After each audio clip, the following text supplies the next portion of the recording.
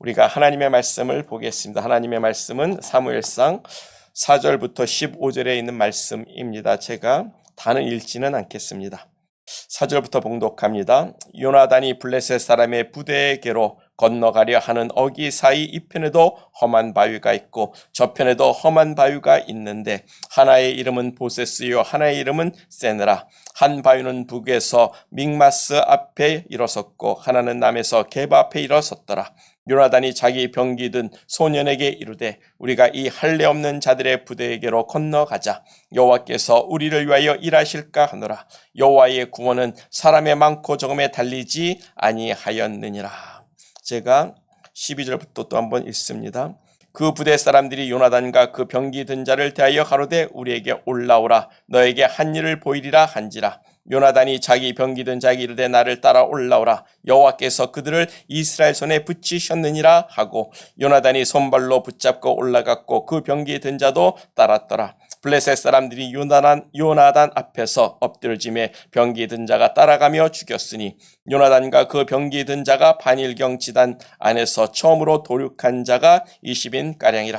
들에 있는 진과 모든 백성 중에 떨림이 일어나고 부대와 노략군들도 떨었으며 땅이 진동하였으니 이는 큰 떨림이었더라. 아멘. 여기까지만 봉독을 했습니다. 할렐루야. 눈이 많이 내리고 추운 날씨입니다. 그럼에도 이렇게나마 하나님께 예배를 드릴 수 있어서 감사드리며 하나님께 모든 영광과 찬양과 경배를 올려드립니다. 우리는 믿음으로 살아야 됩니다. 아멘. 그런데 믿음이라고 다 같은 믿음이 아니라는 거죠. 하나님이 역사하시는 믿음이 따로 있습니다. 그래서 지난주에 우리가 나눈 말씀을 여러분들이 기억하실 텐데 하나님은 완전한 믿음을 통해서 역사하신다는 거예요. 그것이 사울 왕의 믿음과 요나단의 믿음의 차이였습니다. 아마 기억하실 줄 믿습니다. 물론 사울 왕도 믿음이 있었던 사람이야. 하지만 그걸로는 하나님의 역사심을 볼 수가 없다라는 겁니다.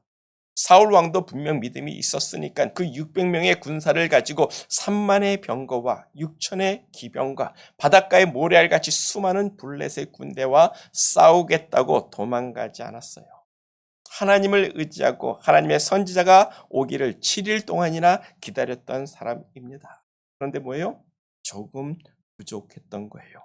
조금만 더 인내하고 기다렸다면 참 좋았을 것을 군사들이 자기를 떠나 탈영하는 것을 보면서 마음이 조급해졌고 불안한 마음에 경솔한 짓을 했습니다.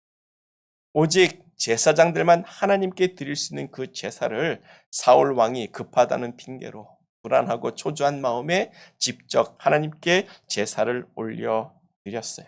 그래서 하나님의 율법을 어긴 죄인이 돼 버린 겁니다. 그래서 사울 왕이 버림을 받게 되는 건데 참 슬픈 이야기라는 거죠. 그런데 사울 왕은 처음부터 왕으로 선택될 때부터 그렇게 우리들에게 사울과 같은 이 믿음으로는 안 된다는 것을 우리에게 보여주고 가르쳐주고 교훈을 주기 위해서 선택받은 사람이라고 저는 그렇게 믿습니다. 하나님이 사울 왕을 왕으로 선택하신 그 기준 자체가 전혀 하나님답지 않게 선택하셨던 거라고 말씀을 드렸어요. 그런데 우리 믿음의 조상 아브라함도 역시 사울 왕과 같이 믿음이 부족했었던 사람이라는 겁니다. 그럼에도 하나님이 그 아브라함은 버리지 않았습니다. 도리어 그 부족한 믿음을 완전히 세워주신 하나님이 되시는 거예요. 이것이 은총을 받은 사람과 은총을 받지 못한 사람의 차이를 이야기해 준 것 아니겠습니까? 사울 왕은 하나님의 은총을 받지 못했기 때문에 그 단 한 번 부족한 믿음으로 말미암아 버림을 받는 왕이 되었고 하나님은 아브라함을 사랑했고 페보리즘을 줬기 때문에 그에게 믿음을 세워서 정말 믿음의 조상이 되도록 하나님이 그를 붙들어 주셨다라는 거예요. 하나님이 아브라함에게 아들을 약속하셨습니다. 기억하시죠? 근데 10년이 지나도 아들이 안 생기는 겁니까? 역시 안 생기는 겁니다. 그러니까 아브라함도 역시 사울 왕처럼 기다리지 못했어요. 10년을 기다리고 85세에 여종 하갈을 취해서 아들을 낳았습니다. 그것을 두고 하나님이 몹시 화가 나셨던 것. 그래서 창세기 17장 1절을 보면 하나님이 거진 15년 만에 아브라함에게 나타나시는 겁니다. 15년 동안 하나님도 속상해서 그냥 외면하고 있다가 15년 만에 나타나셔서 99세에 나타나셔서 하나님이 하시는 첫 말씀이 뭔지 아세요? 나는 전능한 하나님이라. 너는 내 앞에서 행하여 완전하라. 이 말의 뜻이 뭡니까? 나는 전능한 하나님이라. 나는 내게 능히 아들을 줄 수 있는 전능한 하나님이라고 말씀하고 있는 거예요. 그러므로 너는 내 앞에서 완전한 믿음으로 행하라고 하나님이 책망하시는 줄 믿습니다. 왜요? 아브라함도 하나님을 믿기는 믿었지만 역시 사울 왕처럼 하나님을 완전하게 믿지 못했다라는 거예요. 하나님이 주신다고 하신 그 아들을 10년 동안이나 안 주시니까 아브라함도 하나님을 기다리지 못했습니다. 그래서 자신의 능력으로, 그 남은 능력으로 다른 여자 하갈을 통해서 아들 이스마엘을 낳았던 거예요. 그러면 하나님도 아브라함을 버리셨어야 하는 것 아닙니까? 근데 하나님은 아브라함을 버리지 않았습니다. 하나님이 하시는 말이 심하게 책망을 하시는 거예요. 예를 들어서 이런 말입니다. 야 이놈아, 나를 완전하게 믿지 못하는 이놈아, 나는 전능한 하나님이라.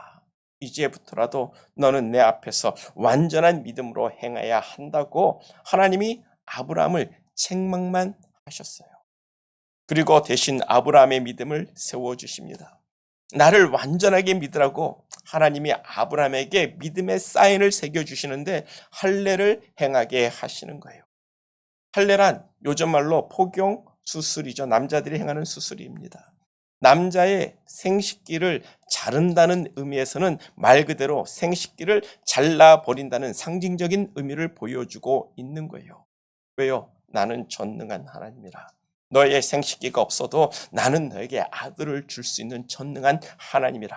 너는 이것을 믿으라는 겁니다.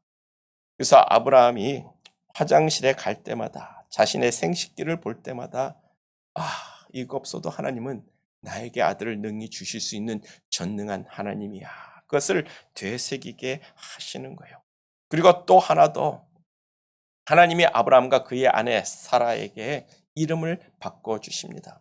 아브라함에서 아브라함으로 바꿔서 많은 민족의 아버지란 이름을 붙여주시는 거예요.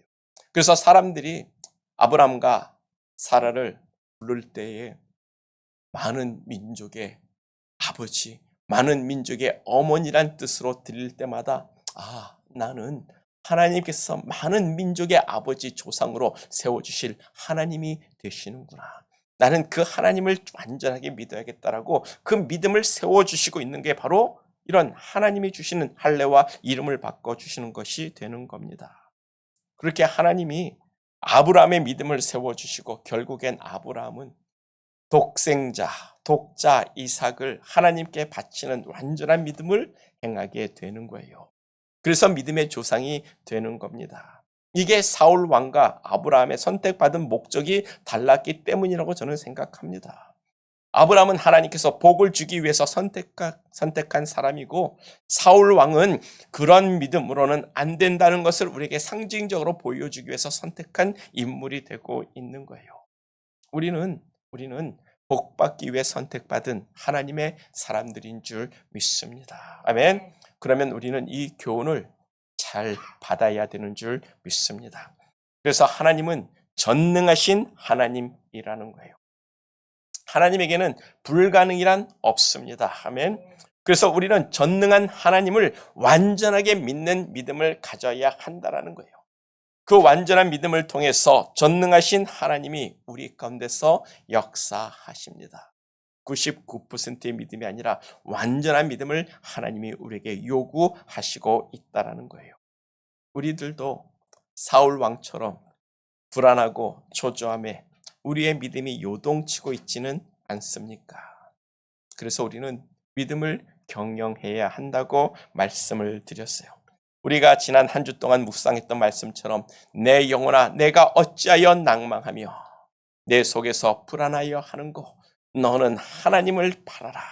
그 얼굴의 도우심을 인하여 내가 오히려 찬송하리로다. 아멘. 이 말씀을 외우시고 마음판에 새기세요. 그리고 불안하고 초조할 때마다 이 말씀으로 선포하십시오. 그래서 우리의 믿음을 경영합시다. 우리의 믿음을 경영해서 우리도 다윗처럼 고백하자고요. 시편 26편 1절의 말씀, 지난주에 나눴던 말씀이죠. 내가 나의 완전함에 행하여 싸우며 요동치 아니하고 여호와를 의지하여 싸우니 여호와여 나를 판단하소서. 아멘. 우리 선민장로교 성도님들은 이런 믿음의 경지에 오를 수 있기를 축복합니다. 우리 선민장로교 성도님들은 이런 믿음의 경지에 올라서 하나님 나의 믿음을 판단해 달라고 담대하게 요구할 수 있는 그런 우리 모두가 되기를 간절히 축복합니다. 하나님이 역사하십니다. 그래서 오늘은 사울 왕의 아들 이 요나단의 믿음을 통해서 우리가 어떻게 우리의 믿음을 세워가야 할지를 묵상하고 적용하는 시간을 가져보기를 원합니다. 그래서 첫 번째로 우리가 생각해 볼 것이 요나단은 세상 조건들을 개의치 않았다라는 거예요. 본문 4절과 5절을 보면 요나단이 블레셋 사람의 부대에게로 건너가려 하는 어기 사이에 이 편에도 험한 바위가 있었고 저편에도 험한 바위가 있었는데 하나의 이름은 보세스요 하나의 이름은 세나라. 한 바위는 북에서 믹마스 앞에 일어섰고 하나는 남에서 게바 앞에 일어섰더라. 지금 이스라엘 군대와 블레셋 군대가 계곡을 중간에 이렇게 두고 산등성에 위에서 서로 마주 대하고 있는 거예요. 근데 양쪽에는 험한 바위산이 있었다고 합니다. 요나단이 있었던 바위산은 이름은 보세스라는 거예요. 매끈매끈한 하얀 바위라는 뜻을 가졌습니다. 그리고 블레셋 군대가 서 있는 바위산은 세네라고 하는데 가시나무 또는 가시덤불 바위라는 뜻을 가지고 있어요. 그러니까 블레셋 군대는 가시덤불처럼 돌이 삐쭉 튀어나와 있는 아주 험한 지형 위에 있는 겁니다. 그리고 요나단은 매끈매끈한 바위산을 내려가서 다시 그 덤불같이 삐쭉 세워 있는 그 바위를 올라가가지고 적진에 들어가겠다라고 이야기를 하고 있는 거예요. 너무 위험하고 싸우기 전에 지쳐가지고 꼭대기에 올라가면 아유 나 죽어 할 그런 절벽이었다는 거예요. 반면에 그런 것은 뭡니까? 이 방어하는 사람들이 방심하기 쉬운데요. 여기를 감히 지가 어떻게 올라와? 니들이 한번 올라오려면 올라와봐라고 이야기하는 것이 바로 그런 지형입니다. 저것들이 감히 여기를 어떻게 올라올 수 있겠어? 그래서 방심하고 있는 장소라는 거예요. 그것을 요나단은 캐치하고 그 길을 올라가겠다고 이야기를 하는 겁니다. 그래서 본문 5절을 보면 블레셋 군대가 서 있는 그 바위산이 믹마스 앞에 일어섰다고 하는데 이 믹마스라는 뜻이 절벽이라는 뜻입니다. 그렇게 블레셋 군대가 높은 절벽 바위산 위에 그것도 가시덤불처럼 삐죽삐죽하게 튀어나온 날카로운 그 바위 위에서 진을 치고 숨어 있었던 거예요. 그러니까 블레셋 사람들은 요나단이 이리로 올라올 것이라고 유대인들이 이리로 올라올 것이란 것은 상상도 못하고 있다가 당한 것이 된 겁니다. 그런 험한 길을 가겠다고 요나단이 무모한 일을 하겠다는 건데 그것도 단둘이서 말입니다. 그럼에도 요나단은 그런 악조건을 개의치 않았습니다. 요나단뿐만 아니라 그의 칼을 들고 있는 종도 그런 악조건을 개의치 않았어요. 오직 그들은 하나님만 생각했습니다. 하나님이 우리를 위해서 일하실까 하노라. 아멘. 그래서 본문 13절을 보면 요나단이 손과 발로 붙잡고 절벽 위로 올라갔다라고 이야기를 하고 있는 거예요. 요나단이 절벽 바위 위로 손과 발을 다 사용해서 힘들게 절벽에 올라가는 겁니다. 그런 악조건에서도 요나단은 하나님이 나와 함께 하신다는 믿음을 가졌고 여호와의 구원은 사람이 많고 적음에 달려있지 않다고 자신의 믿음을 의지하고 도전하는 모습을 우리에게 보여주고 있습니다. 이게 바로 요나단의 믿음이라는 거예요. 요나단은 싸움에 크고 힘있고 어떤 그런 조건을 보지 않았습니다. 오직 하나님만 바라보고 도전했어요. 우리도 우리의 조건들을 보지 맙시다. 악조건이 있다고 할지라도 그게 아니라 우리는 그보다 큰 하나님을 바라봐야 한다는 거예요. 하나님만 바라보고 도전하는 사람이 하나님의 도우심을 얻게 되는 줄 믿습니다. 그 하나님의 도우심을 인하여 내가 오히려 하나님을 찬송하게 되리로다. 그게 우리의 믿음이 되기를 간절히 축복합니다. 하나님만 바라봅시다. 하나님을 자기의 도움으로 삼고 하나님께 소망을 둔 자가 복이 있다고 시편 46편은 말씀하고 있지 않았습니까? 그런 사람에게 하나님이 역사하십니다. 그런 사람에게 하나님이 역사하십니다. 하나님은 그런 요나단의 믿음을 통해서 역사하셨고 병거 3만이라는 군대가 6천의 기병을 가진 군대가 하루아침에 무너지고 패망하고 도망가게 되는 거예요. 그러므로 믿음이 세상을 이기는 것 맞습니다. 믿음이 이 세상의 모든 것들을 이기는 줄 믿습니다.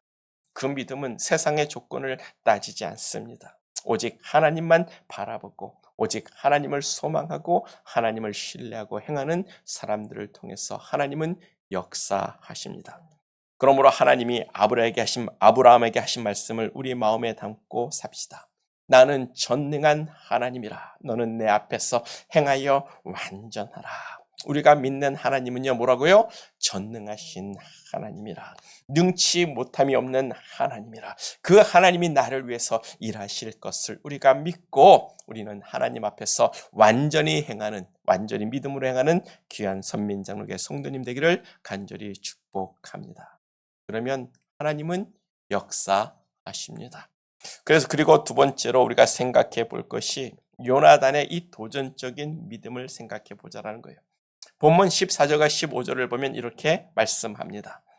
요나단과 그 병기에 든 자가 반일경, 즉 반나절 밭을 가는 땅 안에서 처음으로 도륙한 자가 20인가량이라. 들에 있는 진과 모든 백성 중에 떨림이 일어났고 부대와 노략군들도 떨었으며 땅이 진동하였으니 이는 큰 떨림이었더라. 요나단이 힘들게 절벽을 손과 발을 써서 올라가서 기습 공격을 한 겁니다. 그때 도륙한 사람이 한 20명가량이라고 합니다. 그 20명을 죽인 후부터 땅이 진동하기 시작해요. 들판과 블레셋 군대가 있는 진영에 땅이 막 흔들리기 시작합니다. 지진이 일어나는 거예요. 그런데 본문 16절을 보면 산이 무너지는 것이 아니라 블레셋 사람들이 무너지고 흩어졌다라고 이야기를 하고 있습니다. 하나님이 땅을 흔들어서 블레셋 군대로 절벽 가운데 떨어뜨리고 있는 겁니다. 우리는 이 본문을 통해서 무엇을 생각해야 합니까?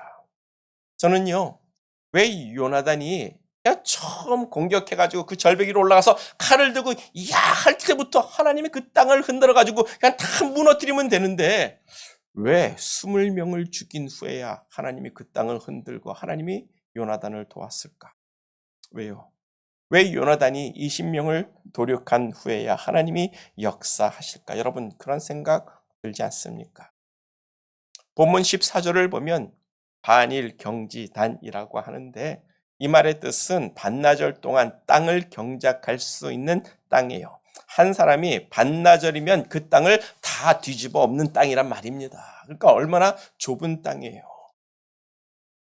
그 좁은 땅 안에서 요나단과 그의 종이 20명을 도륙하고 죽였다고 이야기를 하는데 하나님은 요나단의 믿음이 그의 생각에서 행동으로 옮겨지는 것을 기다리셨다라고밖에 생각이 안 되는 거예요. 요나단이 말하기를 하나님의 구원은 사람이 많고 적음에 달려 있지 않다고 했는데 그 생각이 행동으로 도전이 되기 전까지는 하나님도 보고 계셨던 겁니다. 저 녀석이 정말로 그 믿음으로 행한다고? 어휴 대단하네. 하나님이 지켜보신 거예요. 하나님이 요나단의 그 믿음이 실천되어지는 그 모습까지 기다리신 겁니다. 그리고 그 믿음을 확인하고 하나님이 그제서야 역사하셨다라고 저는 생각을 합니다. 그래서 믿음이란 우리가 생각하는 그 바를 행동으로 옮겨질 때야 그게 참 믿음, 완전한 믿음이 되는 거예요. 아브라함이 이삭을 바칠 때도 마찬가지입니다. 아브라함이 이삭을 바치겠다고 칼을 높이 쳐들고 자기 아들을 내려치려고 할 때 하나님께서 그 팔을 붙잡는 거 아닙니까? 아브라함아, 아브라함아, 됐다. 내가 이젠 네가 나를 경외하는 줄을 내가 알겠노라. 믿음은 우리의 생각이 아닙니다. 믿음을 명사로 생각하지 마세요. 믿음을 동사로 여기고 우리가 행동할 때 그것이 믿음이 되는 줄 생각하셔야 됩니다. 우선 믿음은 액션이 있어야 되는 거예요. 믿음은 행동으로 나타날 때 그게 완전한 믿음이 되는 겁니다. 하나님의 역사심 있는 믿음이 되는 거예요. 하나님을 믿으면 우리는 믿음의 도전을 가져야 합니다. 우리가 하나님을 믿으면 믿는 바를 행해야 됩니다. 그게 완전한 믿음이고 하나님이 함께 역사하시는 믿음이 되는 거예요. 하나님은 그 믿음을 보실 때까지 기다리시는 겁니다. 그래서 하나님의 기도 응답은 맨 마지막 끝, 우리가 인내하고 기다리고 정말 노력했던 그 순간까지라도 우리는 계속 그 믿음을 지키고 나가며 행해야 되는 거예요. 하나님은 우리의 믿음을 확인하시고 역사하시는 하나님이 되신다는 겁니다. 그런데 사울 왕은 7일 동안 기다렸습니다. 그런데 조금만 더 끝까지 기다렸으면 되는데 그 완전한 믿음을 보이지 못했던 거예요. 그러므로 우리가 딱 한 가지만 기억합시다. 믿음은 생각이 아니라 행동이다. 우리 생각 속에 머물고 있는 나의 그 믿음을 행동으로 옮겨질 때 그 믿음이 완전한 믿음이요 하나님이 함께 하시고 역사하시는 믿음이 되는 줄 믿습니다. 그 믿음으로 우리가 하나님을 경험하게 되고 그 믿음으로 우리가 하나님의 도움을 얻을진데 우리가 그 하나님을 완전하게 믿는 믿음의 길을 걷기를 간절히 축복합니다. 우리는 믿음의 도전을 가져야 합니다. 믿음은 생각이나 사상이나 우리의 마음도 아니에요. 믿음은 우리의 행위로 말미암아 나타나는 줄 믿습니다. 그래서 야고보서 2장 14절은 우리에게 말씀하고 있어요. 내 형제들아, 만일 사람이 믿음이 있노라 하고 행함이 없으면 무슨 이익이 있으리요? 그 믿음이 능히 자기를 구원하겠느냐? 말로만 나는 믿음이 있습니다라고 이야기하는 것은 아무런 이익이 없다라고 말씀하고 있어요. 하나님을 믿는 믿음의 능력을 전혀 경험할 수 없는, 하나님의 도우심을 전혀 경험할 수 없는 믿음이라고 이야기를 하는 겁니다. 심지어 그 믿음이 능히 자기를 구원하겠느냐라고 묻고 있는 건데 기억합시다. 믿음은 행위로 나타내는 거예요. 믿음이 행위로 나타나고 우리가 생각한 바 믿는다고 한 그것을 도전하고 순종할 때 전능하신 하나님께서 역사하십니다. 우리가 그 믿음으로 이 세상을 살아가고 이 세상을 이기고 우리의 삶을 극복해 나가는 귀한 믿음의 사람 되기를 간절히 축복합니다. 그래서 말씀을 정리하면 하나님은 우리에게 완전한 믿음을 요구하신다는 거예요. 하나님은 우리의 완전한 믿음을 통해서 역사심을 기억하기를 축복합니다. 그 믿음은 세상의 조건들, 나의 조건들, 나를 감싸고 있는 이 세상의 어떤 절벽 같은 그런 조건들에 개의치 않습니다. 그런 조건 따위로 물러서지 않습니다. 요나단처럼 싸움의 조건을 초월하는 믿음이요. 그래서 도전하는 믿음이 참 믿음이라는 거예요. 하나님이 나를 위해서 일하실 것을 믿고 우리가 도전할 때 하나님은 역사하십니다.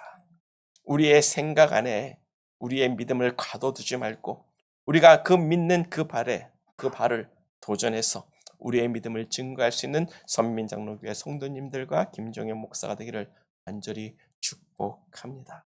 하나님은 그 행함이 있는 도전이 있는 믿음을 보시고 역사하시는 하나님이 되십니다. 우리 다 같이 기도하겠어요.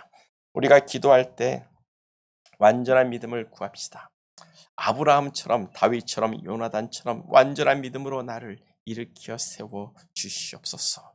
내가 완전한 믿음으로 행하겠다라고 고백하며 우리가 기도할 때 주여 나를 도우소서. 우리의 가정을 도우소서. 하나님의 역사심을 우리가 구하며 이 시간 다 같이 한 목소리로 기도하겠습니다. 다 같이 기도합니다.